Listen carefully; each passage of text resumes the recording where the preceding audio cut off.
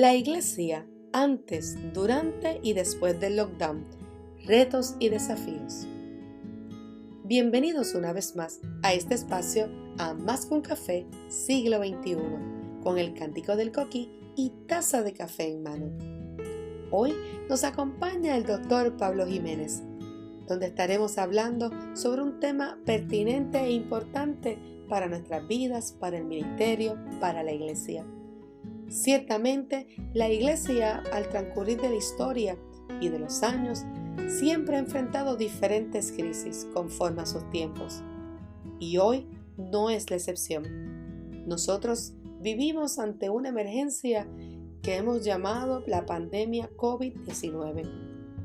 Hemos tenido un tiempo de aislamiento social y la iglesia le es necesario poder detenerse un momento, reenfocar para continuar haciendo la misión con la nueva normalidad, sin perder de perspectiva lo que Dios quiere hacer en medio de nosotros. Hoy dialogamos con el doctor Pablo Jiménez, quien actualmente es el decano asociado del programa de ministerios hispanos del Seminario Teológico Gordon Conwell, cuya sede principal está en South Hamilton, Massachusetts. Jiménez cuenta con un doctorado en ministerios del Seminario Teológico de Columbia en Decatur, Georgia. Autor de varios libros, ha enseñado en varios seminarios de América Latina, el Caribe y los Estados Unidos, tanto en inglés como en español. Tiene varias páginas web, entre las que destacan pablojimenez.com y www.predicar.net. Además, es el productor y mantenedor de Prediquemos, un podcast dedicado a la predicación, el liderazgo y la teología pastoral. Damos la bienvenida al doctor Pablo Jiménez, a quien le pedimos que dé un saludo para poder comenzar este diálogo de los retos y desafíos de la iglesia ante el lockdown. Quiero darle un saludo muy caluroso a todas las personas que están viendo esta transmisión, este diálogo que estamos teniendo con la pastora. Quiero de manera particular poder felicitar a todas aquellas personas que son agentes pastorales, aquellas personas que son líderes de iglesia y que sé que están haciendo una labor muy difícil de dar ayuda y consejo pastoral, a veces a la distancia, a personas que están sufriendo mucho. Así que mi saludo más caluroso para todas aquellas personas que están viendo esta transmisión. Durante todo este tiempo, Pablo, hemos estado, la iglesia ha estado enfrentando cambios.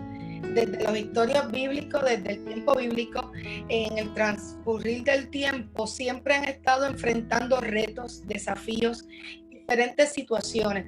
No ha sido nada de que esto es ahora, que de momento estamos enfrentando diferentes adversidades. No.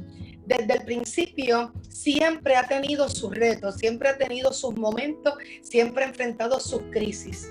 Así que eso ha sido algo que siempre ha estado presente. Me gusta mucho porque estuve leyendo una de las últimas publicaciones que hiciste que habla sobre la crisis y haces una mención sobre esa crisis del siglo XXI que hemos ido poco a poco, ¿verdad? Enfrentando, que hemos ido poco a poco viendo al transcurrir del tiempo, y comienzas hablando de esa emergencia en el 2001, que recuerdo yo, de la Torre Gemela del 911. Luego hablas de las guerras en Afganistán, ¿verdad? Irak, lo de Siria. Mencionas las diferentes situaciones que hay a través de lo que es los cambios climáticos y enfermedades que han ido mutando. Tenemos aquí en Puerto Rico, aunque cae dentro de esos cambios climáticos, la parte de los terremotos que recientemente hemos empezado a ser afectados, pero en otros países es algo que siempre está presente.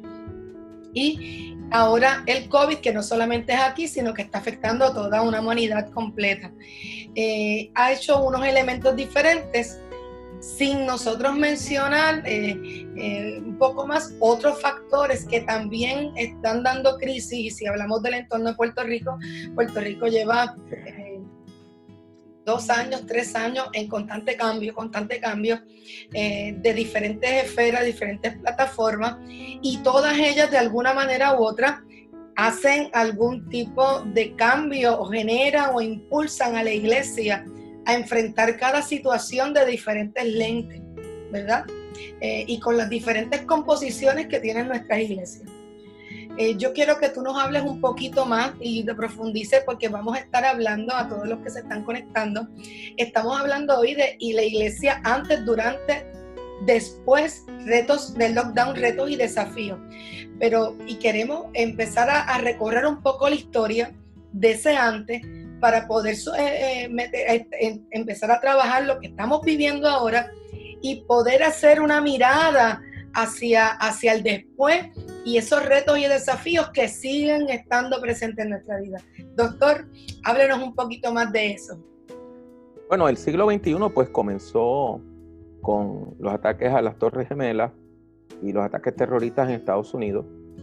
Yo era pastor nacional para ministerios hispanos en aquel momento de la Iglesia de Discípulos de Cristo en Estados Unidos y Canadá, y tuvimos la desgracia de perder 3 miembros activos de nuestras iglesias en las Torres Gemelas. Y de ahí pues se han desencadenado las guerras de Afganistán, que evolucionó a la guerra de Irak, que evolucionó a la guerra en Siria.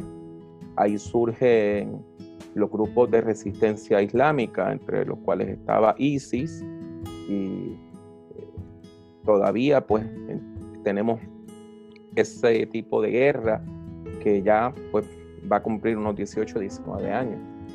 En términos de salud, pues la gente no hace la conexión que toda este miedo que tenía la ciencia de que surgiera una pandemia, específicamente que surgiera algún tipo de enfermedad que se transmitiera de manera aérea, que se transmitiera cuando usted habla con otra persona, se debe en gran parte al cambio climático. Nosotros todavía no sabemos cómo el mundo se va a adaptar a vivir cuando todo el mundo va a ser mucho más caliente, y nosotros todavía no sabemos cómo van a ser las nuevas temporadas. Por ejemplo, yo vivo en Massachusetts. Estamos grabando esto el 8 de mayo del 2020. Esta noche esperamos nieve. Ajá. Esta noche se espera nieve. Por el cambio climático, que se siente frío. Entonces, pues, se está dando una situación que los meses que originalmente eran meses de frío, pues, esos meses, pues, hay mucha menos nieve, hay mucha menos precipitación, y entonces, pues, hemos tenido nieve en marzo, en abril y ahora en mayo. Esto, pues, nosotros todavía no sabemos cómo va a cambiar el mundo. Han habido, pues, 2 o 3 sustos que hemos pasado como humanidad en los últimos 10 o 20 años. Yo sé que mucha gente no le prestó atención al ébola y no le prestaron atención a la fiebre aviar y no le prestaron mucha atención al SARS. El SARS es un coronavirus muy parecido a este. Hacen casi lo mismo, pero ¿qué es lo que hace que el COVID-19 sea mucho más peligroso? Que es más contagioso y que el nivel de personas que mueren, la tasa de personas que mueren es muy alta. Está sobre el 5%. Si usted saca los porcentajes de las personas que han sido diagnosticadas contra las personas que han muerto en Estados Unidos, aquí en Estados Unidos está llegando casi al 6%. Esto, pues, es increíble, porque si estamos hablando de que por cada 1.000.000 de personas van a morir unas 50 y tantas mil, pues una enfermedad altamente contagiosa como esta, pues puede cambiar completamente a la humanidad. La iglesia se tiene que enfrentar a esta crisis como a todas las crisis. A nosotros se nos olvida que la iglesia nace en medio de una situación crítica. O sea, lo que motiva el nacimiento de la iglesia es el misterio de Jesús y finalmente su asesinato, que fue un asesinato político. La iglesia surge en un país ocupado militarmente, como era Judea, y un país que en menos de 40 años, después de la muerte y resurrección de Jesús, pues experimentó una guerra, una revolución en contra de Roma que falló. Y la iglesia siempre ha tenido que trabajar con los cambios. Algo que quiero decir con mucho respeto Angélica, es que la mayor parte de nosotros no comprendemos eso porque en nuestra mente, cuando leemos la Biblia, nosotros imaginamos que las iglesias de los tiempos bíblicos eran como las nuestras. Entonces, por más que a nosotros nos dicen que las iglesias no tenían templos, que lo que tenían eran grupos pequeños, pues cuando la gente piensa en la iglesia en Corinto, piensan en un edificio que tenía un letrero, que tenía estacionamiento, que la gente llegaba, que se reunían centenares de personas. Eso no era así. Hay personas que piensan que el culto que nosotros tenemos hoy, donde hay instrumentos musicales y un grupo de adoración y una persona que viene a dar un discurso, era el estilo de adoración de la iglesia primitiva. Eso no es cierto. Justo González con su esposa Catherine escribieron un libro sobre la historia de la adoración en la iglesia primitiva, pero si usted quiere, sencillamente busca en el internet un librito que se llama La instrucción de los 12 apóstoles, o la Didache, o la Didache o Didache, como usted lo quiera pronunciar, y lea cómo era el culto en la iglesia primitiva. La mayor parte de nosotros no reconoceríamos el culto de la iglesia primitiva. Pero ¿qué pasó? La iglesia tiene una gran diferencia con el Islam. Porque en el Islam se espera que usted aprenda árabe y que usted lea el Corán en árabe. Y aunque hay traducciones, lo que se espera es que usted lo haga en árabe. No existe un equivalente a las sociedades bíblicas en el Islam, así a ese nivel.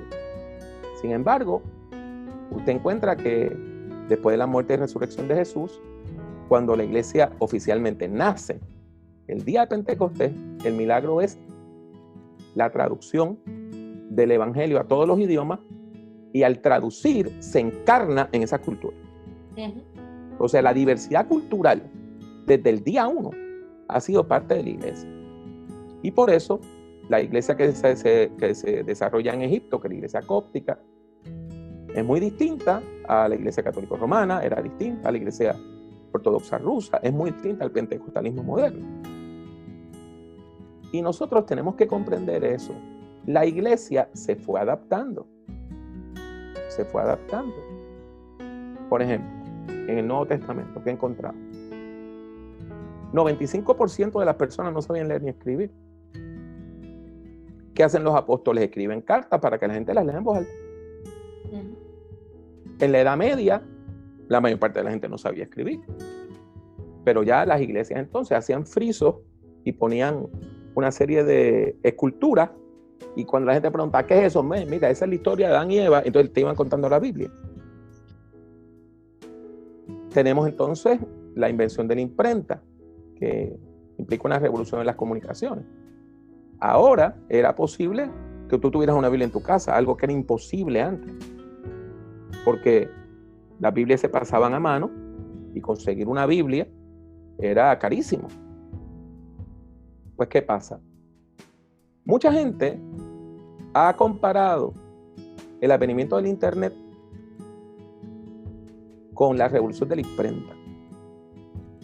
La revolución que viene después de la imprenta es tan grande que en cuestión de pocas décadas, desde que se inventa la imprenta, surge el protestantismo. Y el protestantismo nunca se hubiese podido popularizar como lo hizo sin la imprenta. Pues nosotros estamos en un momento de cambio histórico. Vemos las diferencias generacionales bien marcadas. Los chicos y las chicas de las generaciones del milenio son muy distintos a la generación mía, ¿verdad? Los boomers. Y tenemos entonces la cuestión tecnológica. ¿Qué ha pasado? Pues esta cuarentena, este tipo de crisis, ha obligado a la iglesia a moverse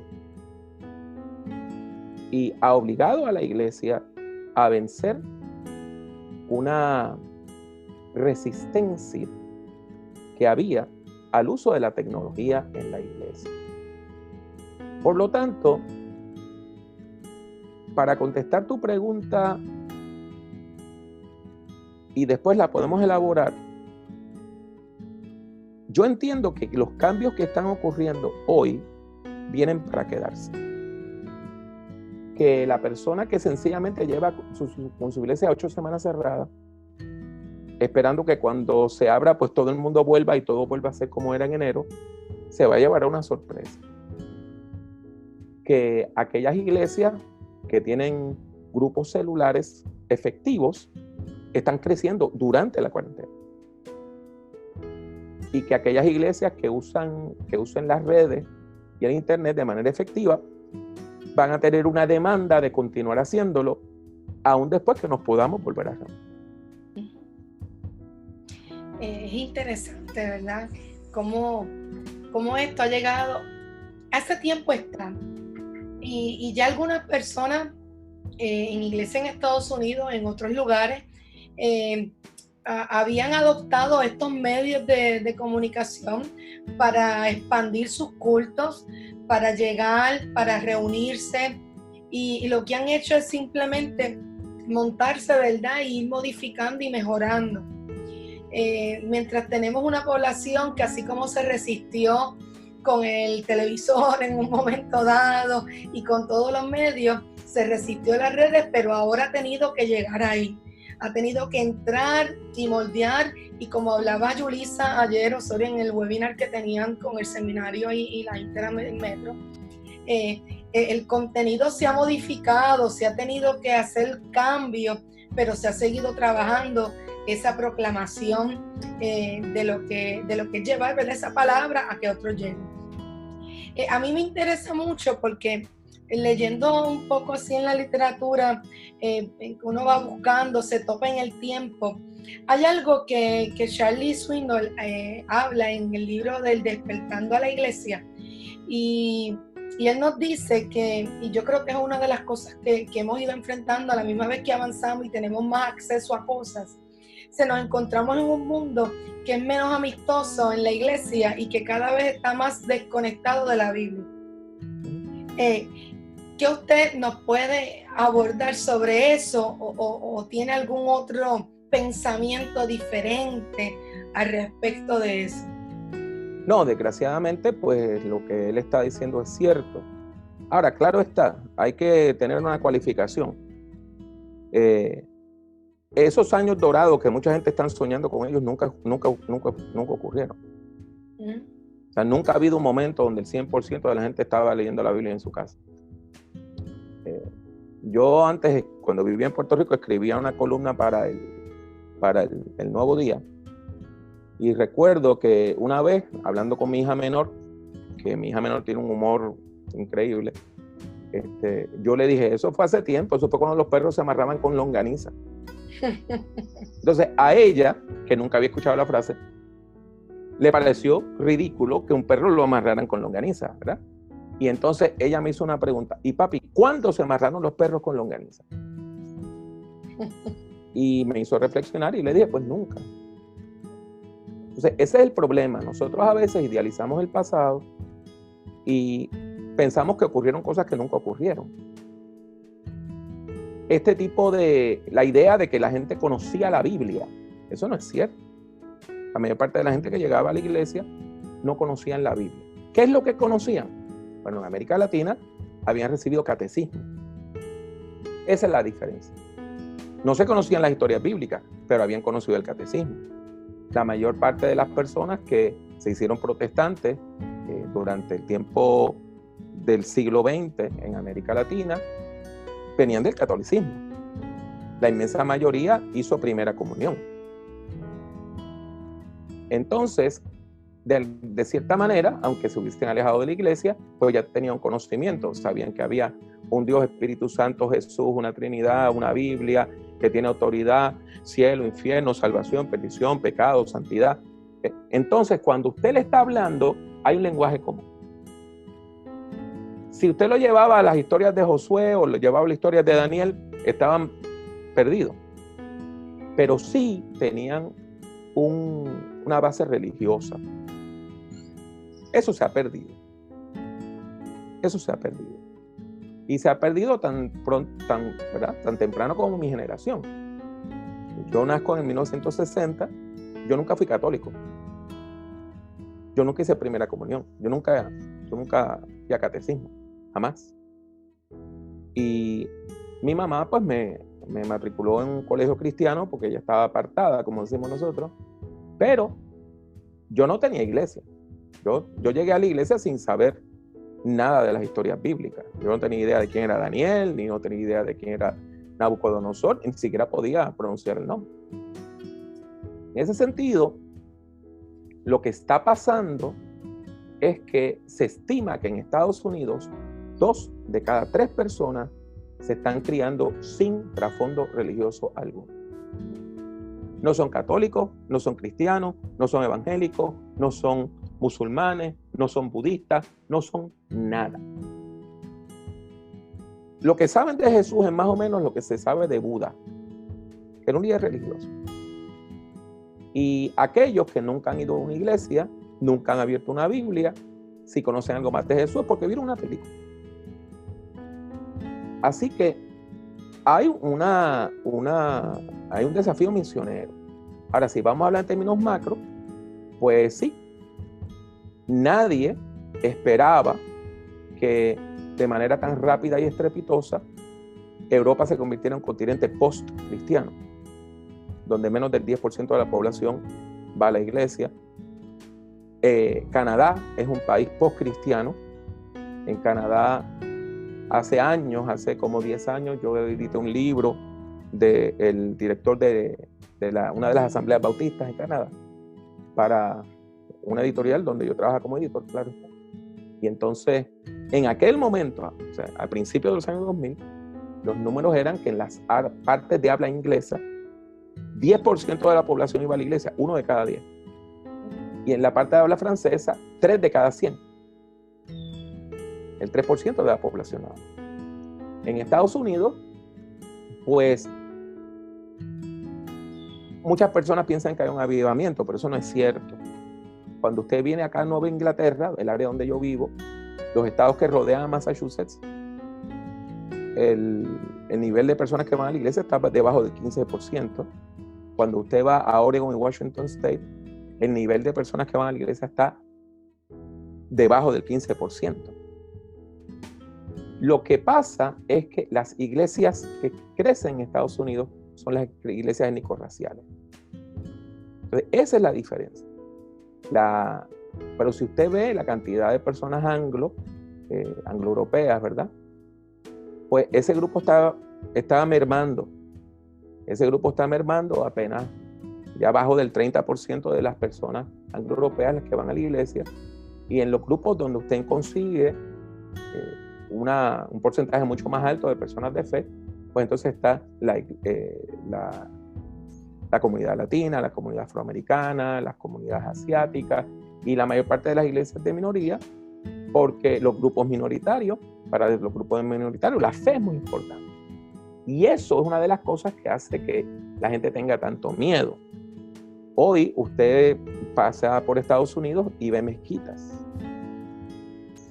porque los grupos inmigrantes que vienen de África, que vienen de países árabes, que vienen de países tradicionalmente musulmanes, están sembrando mezquitas. Entonces, vemos que sí, hay una crisis. Es innegable que hay una crisis de fe en nuestro país. Bueno, y si nos adentramos un poquito ahora, ¿verdad? Ha habido crisis. Dentro de ello, hay algo que usted estuvo hablando y hay algo que también he estado leyendo y me gustó mucho también algo de Swinson cuando habla de la erosión que está a punto de que está erosionando, pero no lo vemos porque es de una forma sutil, es una forma silenciosa, es una forma lenta, pues cuando ya entonces sale, pues ya realmente el problema hace tiempo lo tenemos. O sea, no es algo, cuando usted se enfrenta a una crisis, cuando usted se enfrenta a una situación, hace rato eso está ahí. Lo que pasa es que no lo vimos, no lo pudimos, o lo vimos de lejos y no le prestamos importancia, ¿verdad? pero fue algo inconcluso, algo que dejamos, y ha ido haciéndole alguna forma, de alguna manera u otra, algún tipo de laceración a la iglesia, alguna laceración a lo que es el proclamar, ¿verdad? A lo que nosotros realmente estamos aquí para poder continuar llevando, porque la razón de todo esto no es tener grandes edificios, la gran razón de esto no es tener grandes, es proclamar, es llevar las buenas nuevas, es que la gente tenga un encuentro, es que la gente pueda moverse a través de los tiempos sin importar las situaciones que vivan, que puedan entender, internalizar una palabra que es verdadera, ¿verdad? Y eso nos ha llevado a nosotros de alguna manera a siempre envolvernos en nuestro entorno y olvidarlo. Me gusta mucho que usted habló de los ciclos de la iglesia. En la conferencia en la Asamblea de las Iglesias Bautistas de Puerto Rico celebrada en marzo, usted estuvo llevando unas conferencias y unos estudios relacionados a esos ciclos de la iglesia. Él tiene que quitarle el sí. Permíteme reaccionar porque esto que estás diciendo es bien importante. La crisis que estamos viviendo hoy, donde la juventud se ha ido en grande manera de la iglesia y las generaciones del milenio tienen muchos problemas con la iglesia tradicional. Esto se viene cocinando hace décadas. Pero, de nuevo, todas las cosas tienen su razón. Para los años 40 y 50, la expectativa de vida en Puerto Rico era cerca de 60 a 62 años. Por eso es que se hacen programas de retiro que esperaban que la gente se retirara a los 50 y algo y que tuvieran 5 o 6 años de pensión y a los 62, 63, 64 murieran. Pues le ha pasado a usted, pastora, le ha pasado a todos los pastores que hemos trabajado en Puerto Rico. Yo tenía en la iglesia personas que fueron maestros o policías y ya habían cobrado más años de los que trabajaron. Trabajaron 30 años y llevaban 31 o 32 años cobrando. O sea que nadie en los años 40 pensaba que en cuestión de unas cuantas décadas íbamos a tener tanta gente que viviera a los 80 o 90 años. Uh-huh. En la iglesia, pues la gente es más longeva, pues porque no fuman, no ingieren bebidas alcohólicas, etc.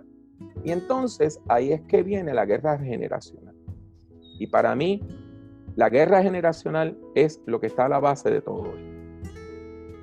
Personas que dijeron, esta iglesia es así, y esta iglesia no se puede cambiar, y esta iglesia es mía, y esta iglesia es de mi generación, y ustedes jóvenes tienen que esperar que nosotros muramos, y ustedes van a tener su turno.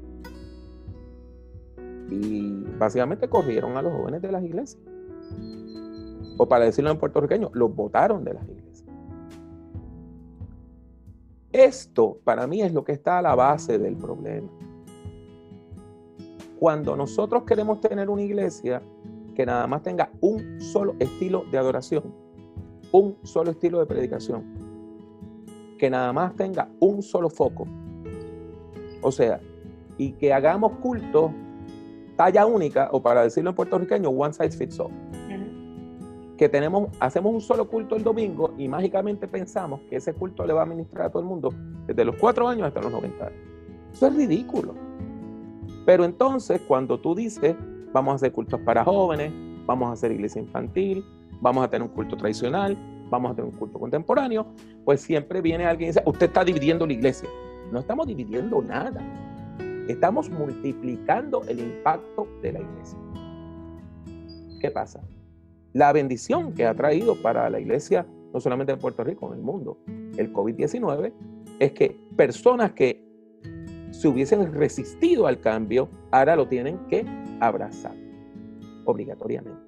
Uh-huh. Por ejemplo, hace años, cuando yo estaba pastoreando en Puerto Rico, propusimos que se pudiera ofrendar por internet. Nosotros habíamos comenzado a transmitir casi todos los domingos,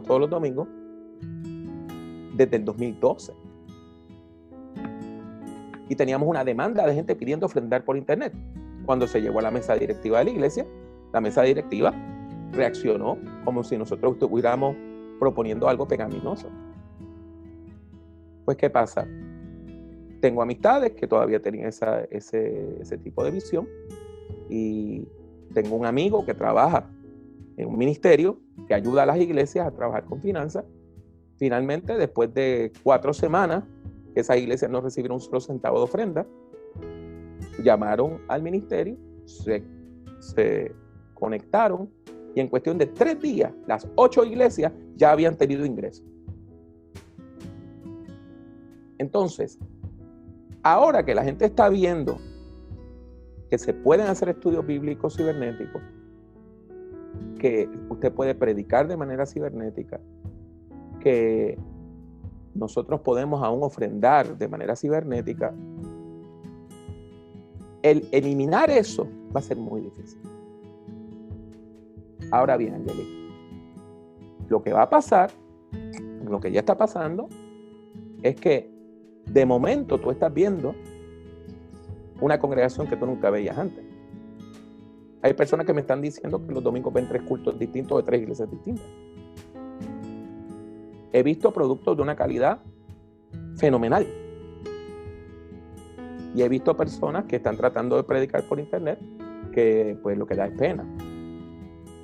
Porque no entienden lo que están haciendo. Congregaciones que tratan de cantar por Zoom. Ni feliz cumpleaños se canta bien por Zoom. Bueno, es una aplicación que no está hecha para Exacto. esto. Entonces, pues, la gente pues quiere predicar la misma cantidad de tiempo. En el internet tienes que predicar más corto. La gente no comprende que cuando tú estás en estos medios, tú tienes que quebrar cada 4, 6, 8, 10 minutos, lo más 12. Tiene que haber un cambio, tiene que haber un quiebre, porque si no, la gente se duerme. Así que hay toda una serie de desafíos.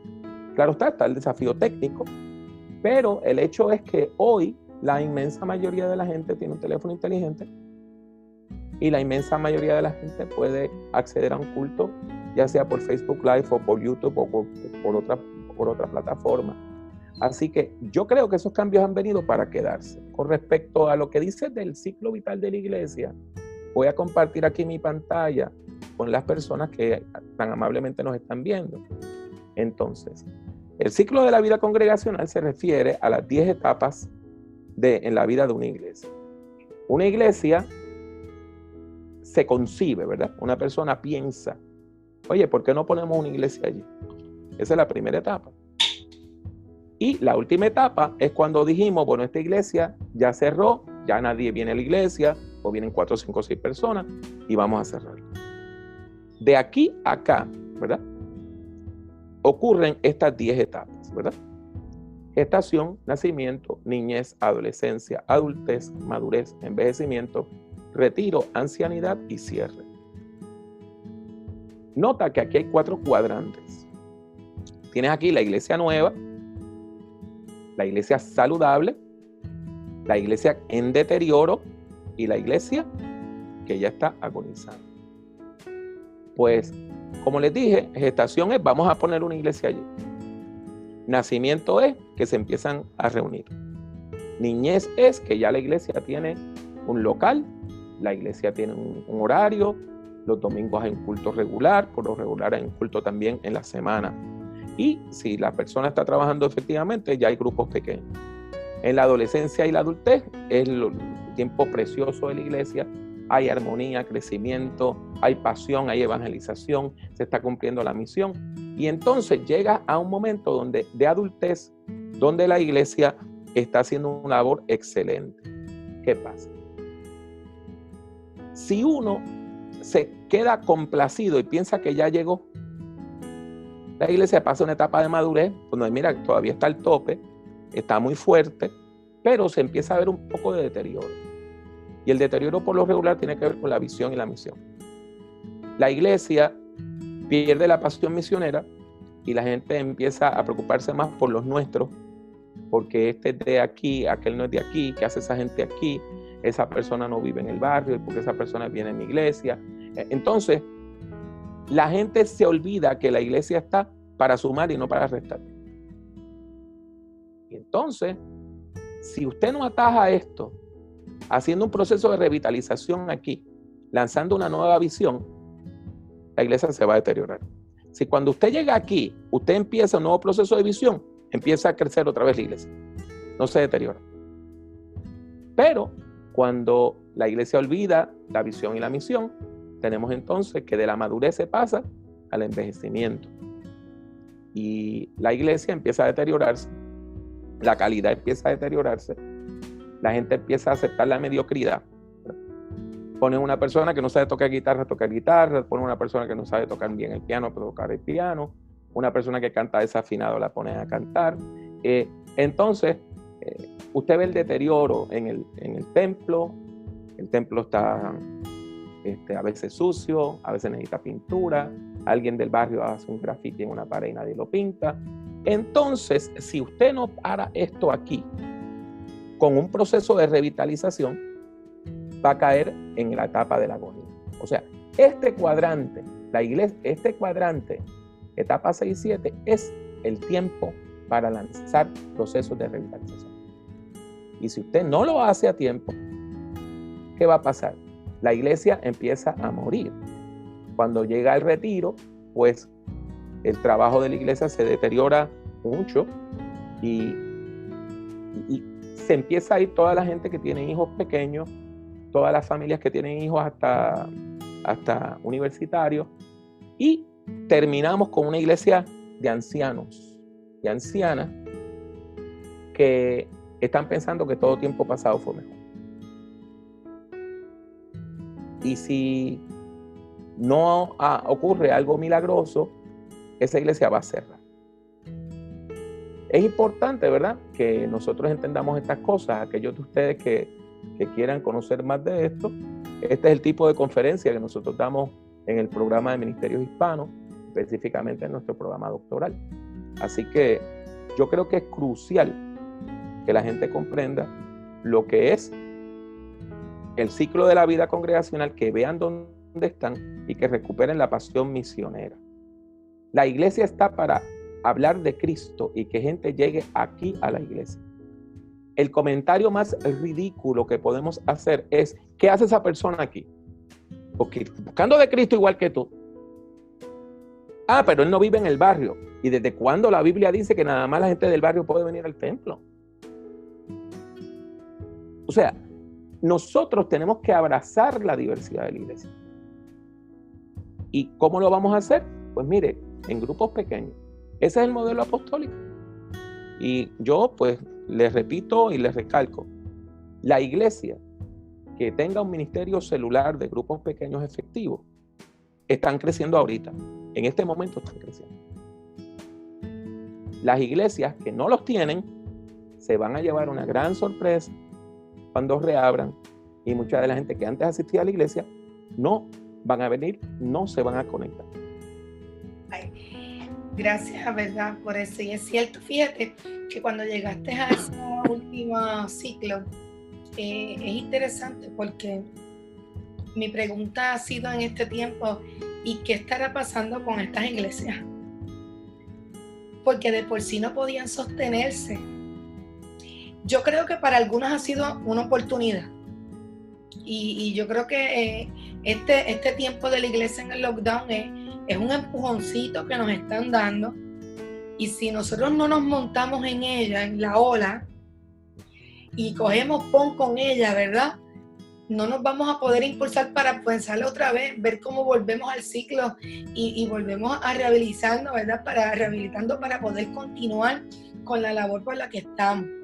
De igual manera sé que van a haber unos retos que ya venían sucediendo y que ahora sí o sí tienes que percatarte que había un problema y que tienes que enfrentarlo. Como también van a haber retos de que tienes que empezar de cero, empezar algo nuevo, diferente, porque hay algo que no, hay personas, hay iglesias que no van a, que realmente están en un estado que no van a poder levantarse, ¿verdad? Ayer Jesús Rodríguez, como lo conocemos como Chuito, ¿verdad?, comentó algo contestando una pregunta de uno de los pastores, se me olvidó el nombre ahora, Marco, bueno, una pregunta que estaba haciendo. Entonces fue bien interesante cuando él trajo una información de que en Estados Unidos hay compañeros pastores en el área de allá, amistades que conocen, que los templos se los han cerrado, que no tienen, como no tienen para pagar el alquiler, les han sacado y les han confiscado hasta con todo lo que tienen adentro. Sí. Y de hecho, eso es algo que nosotros en Puerto Rico, de lo cual no hablamos. Pero en la iglesia, cuando yo estaba pastoreando en Puerto Rico, yo tenía un hermano que trabajaba en Hacienda. Y después que se retiró, pues él se dedicaba a hacer gestiones. Y él me dijo que uno de los vamos a usar la palabra negocio, ¿verdad? Una de las entidades que más quebraba en Puerto Rico eran precisamente iglesias. Por lo menos cerca del templo de la iglesia en que yo pastoreaba, hay un local donde en 10 años yo vi 5 iglesias distintas. Así que la tasa de mortalidad de una iglesia nueva es muy alta. La gente no comprende eso.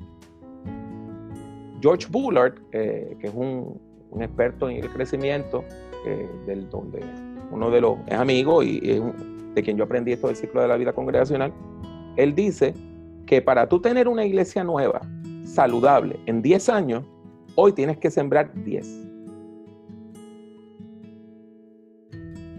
Entonces, en Puerto Rico, nosotros no hemos tomado eso en serio. Las denominaciones todavía están sembrando iglesias como se hacía antes, una forma más voluntaria de la denominación, de las iglesias locales, pero la tasa de mortalidad de una iglesia es muy alta.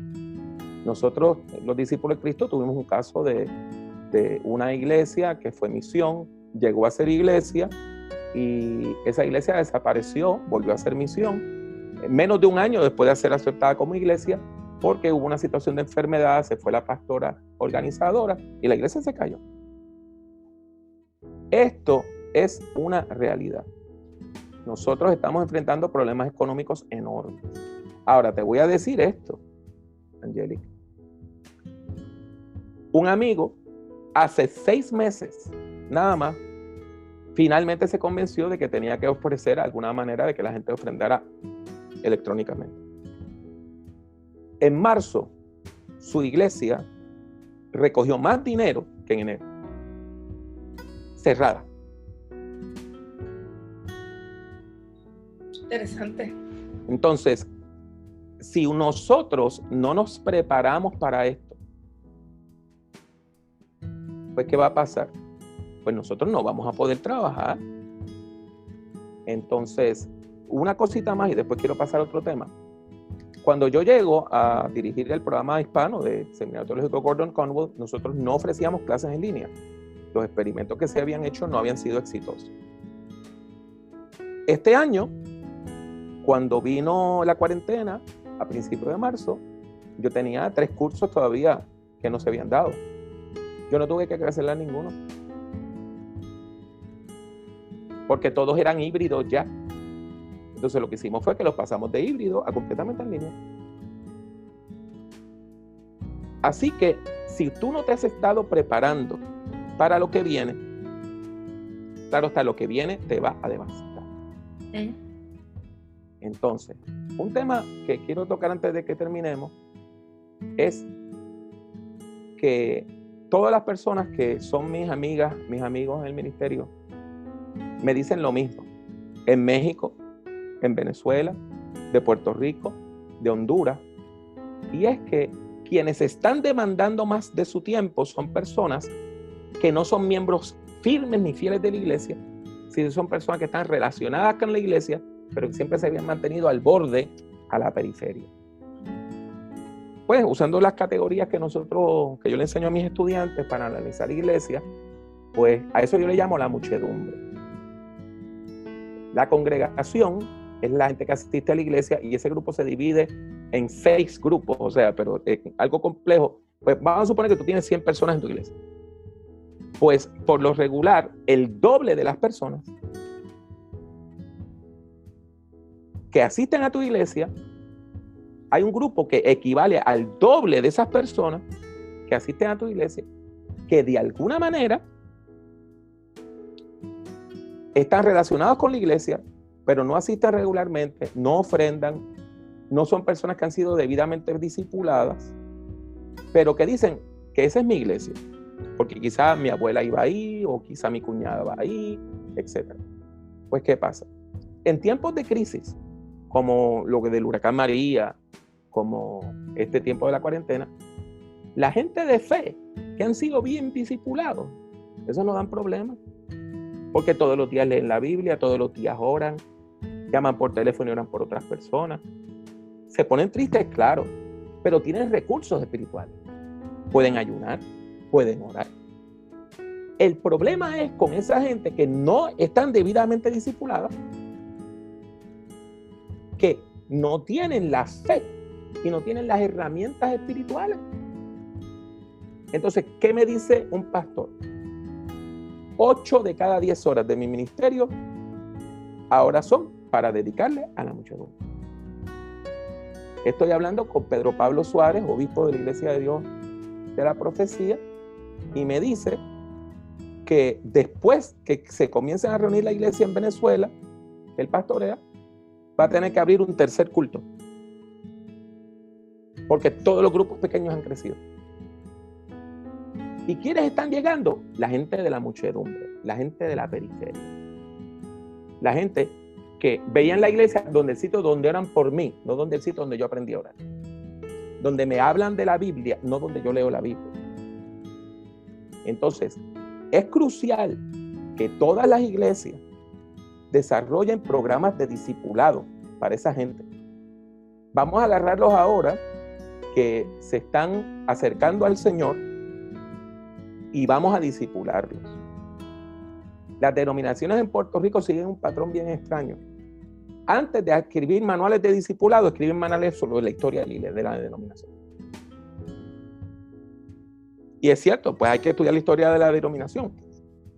Pero si no evangelizas y discipulas a la gente, no hay iglesia. Así que tenemos que dejar a un lado el énfasis en lo institucional y hablar de la iglesia como comunidad. La iglesia no es un edificio. La iglesia no es una institución, es una comunidad viva. ¿Pastor? Y eso mismo es lo que está viendo la gente de la muchedumbre. Tenían una visión errónea por lo que se ha ido trayendo por el tiempo. Entonces, que está basada muchas veces, pues a lo mejor la buena intención, pero mi pastor dice que la buena intención no basta, no es suficiente. Así que han traído más lo que es la religión, la dogma, y se han olvidado del discipulado. Y hemos lacerado y lastimado, como diría el Chespirito, sin querer queriendo, claro. y hemos dado una falsa imagen. Oye, no toda es nuestra culpa, no toda la culpa de la iglesia, porque hasta el que entiende como el que quiere, pero hay una realidad que nos llega, claro. Y es que han querido de alguna manera u otra marcar un solo estilo, una sola forma, y esto es así y se acabó. Y lo que criticamos fuera al gobierno, a los sistemas, lo practicamos en estos lugares. Y hemos enseñado o hemos empujado a la gente, no hemos velado a los pequeñitos, como dice la palabra, ¿verdad? Y hemos dado, y han tenido unos falsos constructos de lo que debe ser y lo que es la iglesia. Entonces, al abrirnos en estos medios, lo que ha hecho es abrir una oportunidad, una ventana para poder nosotros enseñarle a la gente, no. La iglesia es esto. La iglesia es familia, la iglesia es comunidad, la iglesia es la que te extiende la mano, la iglesia es la que se sienta contigo a la mesa, la iglesia es la que está para ti tal y como eres, porque el cambio no lo hacemos nosotros, sino lo hace el encuentro con el Señor. Hablamos del amor y es lo que Jesús hacía en su caminar. Jesús, y les trató de enseñar a sus discípulos muchas veces y no entendían. Ese acercamiento, ese el tú a tú, ese personal, siéntete, ama, te amo, y lo demás, el testimonio lo iba a ir cambiando. Y por eso mismo, Angélica, tienen que entender la gente que este tipo de iglesia va a ser más atractivo para la generación de milenios que la iglesia tradicional que hemos tenido hasta ahora. Una vez yo le tuve que decir a un pastor, mira, Jesús de Nazaret, lee los 4 evangelios. Jesús de Nazaret nunca le dijo a nadie, te espero a las 9:30 en el templo de la iglesia. Y ve allí que te van a dar una caja de sobre tu ofrenda. Nunca. Entonces, ese es el problema. Cuando los jóvenes leen la Biblia y leen el Evangelio de Jesús y ven lo que hace la iglesia, Jesús nunca habló ante un micrófono. Jesús nunca habló desde un púlpito. Jesús nunca se puso corbata, porque sin corbata no se puede subir al altar. O sea, entonces, ahora la gente está redescubriendo que la iglesia no es un edificio y no es un patrón litúrgico, no es un orden de culto. La iglesia es la comunidad que afirma el señorío de Jesucristo, donde nos cuidamos los unos a los otros, donde nos discipulamos a las nuevas generaciones y donde vivimos en ese amor de Cristo que nos une. Y eso es lo que me lleva a mí a mandarle un mensaje de texto a este hermano que está triste. Eso es lo que me lleva a mí a llamar a esta persona que yo sé que está deprimida. Eso es lo que me lleva a mí a chatear con esta otra persona para ayudarle. ¿Y qué pasa? Todo eso el Espíritu Santo lo está usando para recordarnos que la iglesia no es el modelo de lo que tenía. La iglesia no es un show religioso. La iglesia no es que si tú no cantas del himnario azul no es iglesia. La iglesia es una comunidad de fe que afirma que Jesucristo es el Señor. Y el discipulado es crucial. Y pues mira, para ir concluyendo, en este momento la iglesia se tiene que ocupar del discipulado. Ocúpese del discipulado. ¿Y qué es el discipulado? Enséñale a la gente a practicar las disciplinas espirituales. Enséñale a la gente a orar. Enséñale a la gente a leer la Biblia. Enséñale a la gente a ayunar. Enséñale a la gente a hablar con otras personas de Cristo. Enséñale a la gente a ofrendar. O sea, esas son las disciplinas espirituales. La iglesia tiene que dejar de ser el sitio donde yo voy para que alguien ore por mí. Debe ser el sitio donde yo voy para que me enseñen a orar. Y eso, si nosotros hacemos eso, vamos a ver crecimiento, aún dentro de este tiempo de cierre forzado de las puertas de los templos. Yo tenía así había una pregunta que me había hecho ayer Leonardo, y al principio lo dialogamos fuera de cámara. Estamos hablando, mientras estamos entrando, que la iglesia ha entrado a estas redes sociales, a la plataforma de Facebook e Instagram, ha abierto sus canales en YouTube y ha utilizado links diferentes. Hemos tenido una migración que existe hace mucho tiempo al TikTok, una inmigración hacia esto otro, porque pues las redes siguen, los programas, las apps siguen trayendo. Entonces tenemos una población que nosotros no podemos perder de perspectiva que la iglesia de antes, durante y después, que va a seguir teniendo cambios, mientras nosotros nos movemos y entramos en esto, el sistema sigue desarrollando, y nosotros tenemos que buscar la forma cómo tocar, en vez de ir atrás, ¿verdad?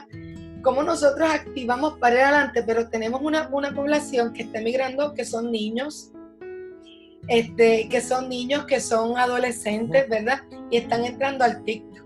Y yo quiero... Mira, pues precisamente hay algo que yo le quiero decir a la gente.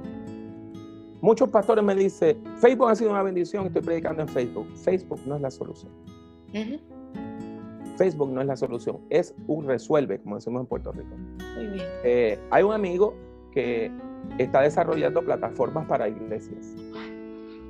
Entonces, es una plataforma donde usted entra y es como un Facebook, pero solo para su iglesia local.